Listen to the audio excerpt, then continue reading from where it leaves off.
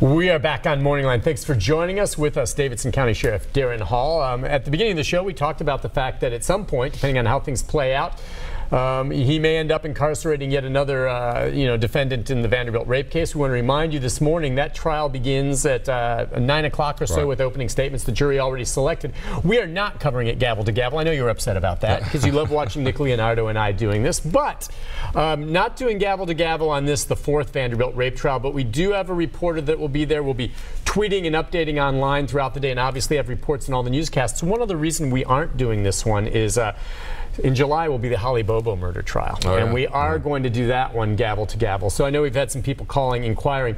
We will have Nick Leonardo on with me this week to talk about some of the developments, but it's not going to be gavel to gavel coverage. We apologize for this, but we only have so many resources to put out that way. That's great. One My thing mom watches every one of those. I should be too. I think it's a service to be able to see how things really happen in the courtroom. This all started with O.J. Simpson. Right. The coverage of that trial, and since then, of course, court TV and everything else. But to this day, and the judges and lawyers, I think, have all come around. As long as we're respectful and do the right thing in the courtroom and show what only the judge allows us to show. But I mean, I think it's educational. Yeah, me too. I think it's fantastic for the viewers to get a sense of what really, because if you're lucky, you don't spend much time in court. But it's nice to know what happens. I agree. Educational, and again, these cases that are local, or even, like I said, the Bobo case, are very interesting for everyone to learn about. We'll get to the phone calls. I wanted to hit you with one other thing. One of the big stories while I was gone on vacation last week, of course, were those two violent fugitives on the run out of Georgia that had somehow escaped from custody there and shot and killed two guards down in Georgia. And then it concluded with some nice work by the Rutherford County Sheriff's Department and a Good Samaritan who had a weapon that was ready to defend his house and his home, and they surrendered.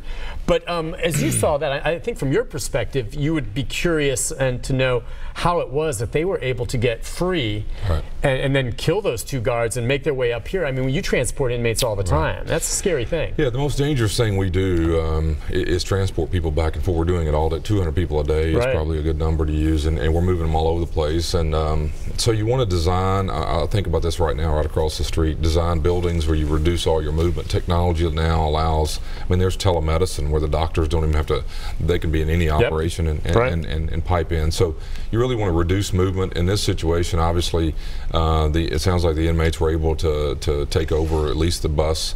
Because there were other inmates on board that did not escape.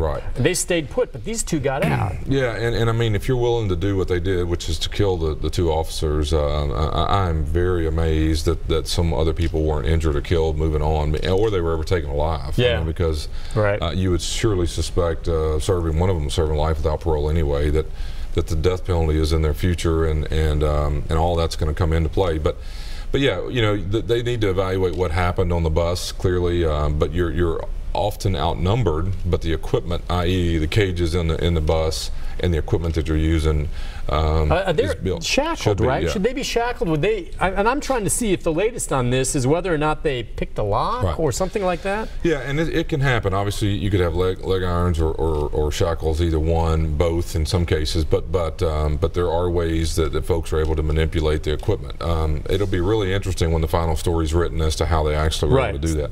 That clearly cost these two people their lives in Georgia, and a terrible tragedy. And again, as you mentioned, there were 37 other inmates on the bus that didn't get away, which is pretty amazing. So a lot going on, and again, a credit to the sheriff's office in Rutherford County and the Samaritan, who literally, I think, may have changed the outcome. Yeah, and I will be curious. That's the big question for me: whether or not there was something that needs to be corrected in the process, or if somehow, some way, there was an error along the way. And we don't know that there was, but I mean, was there something that was overlooked? Was something left out? Was something not properly attached? Or is there some gap in the security measures that no one really foresaw that led to this? Yeah, and I hate to say this, but a lot of times, I don't know anything about this case. A lot of times you find out there was someone that was helping, whether it was inside or out, that brought key in or something, but I surely hope not, because two people lost their lives over it. Yeah, it's awful. All right, let's go to Joe. Joe, good morning.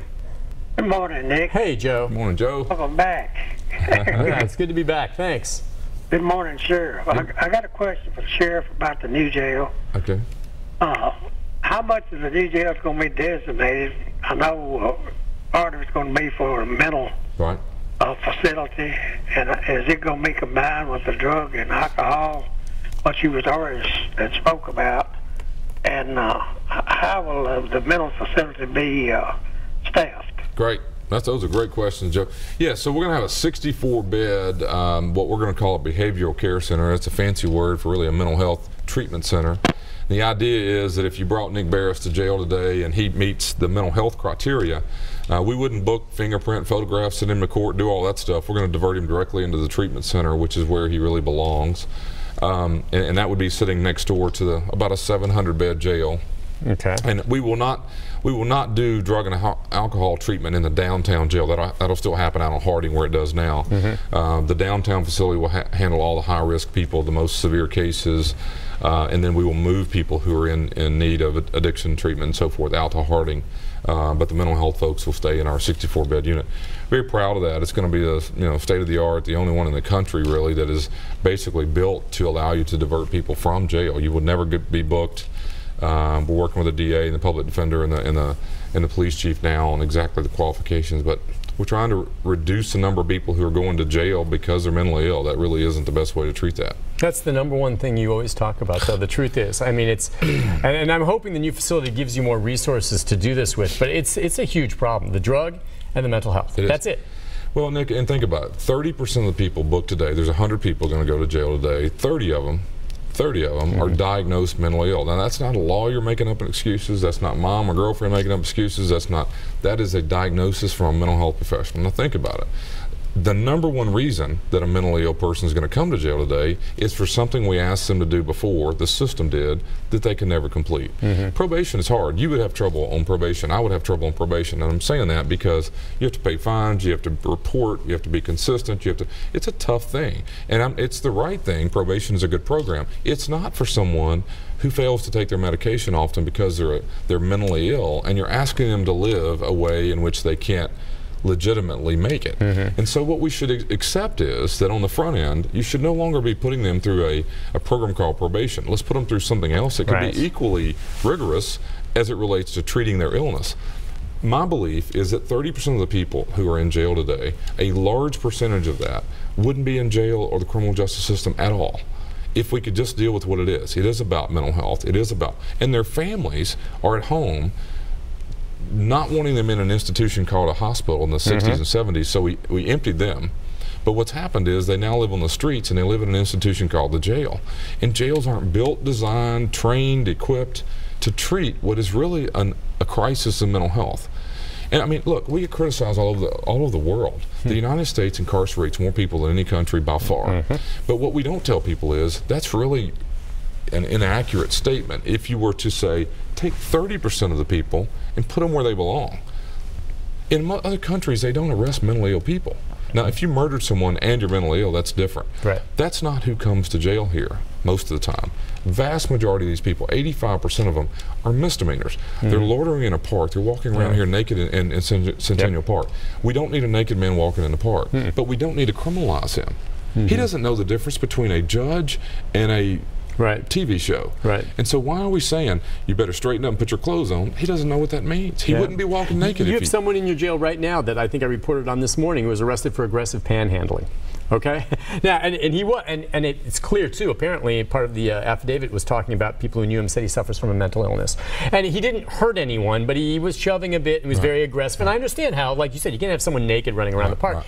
You have to deal with it. But he was doing this because of something wrong up here, and he's sitting there in your jail right now. And think about what we did. So what do we do? We're going to now give him a criminal charge for aggressive panhandling. So then he's going to have a record. He's got to pay fines. He's probably going to be put on probation. He's going to be given another court date. He won't make any of that. So what's going to happen is he's going to get rearrested here in a few months for not paying fines. And then you have created the problem, and we're building $200 million jails to deal with something that's a mental health problem. It's just, and keep in mind, if you took 30% of those people out and the money that it's costing the police and the courts and me and everybody else, move the money to where it goes. You don't need more money to do it. Just take it out of the criminal justice system, move it to what it is, pay for treatment, pay for the issue, and then in the future, the police, if they're called, realize that that individual is not necessarily aggressive because he's a bad guy. It's because he's off his medication. He needs treatment for what it is. Bringing them to jails historically has never been proven to help change behavior. Not at all. It's not suited to do that. I think you're most passionate about that, and I could not agree with you more. Listen, we'll take a break. I don't know when that's going to change. Who knows? It's a system, and it's systemic, and it's a shame because it's costing all of us, and it's not working what we have right now. We'll take a break. When we come back, Brian and others will get to more of your phone calls right after this. Stay with us.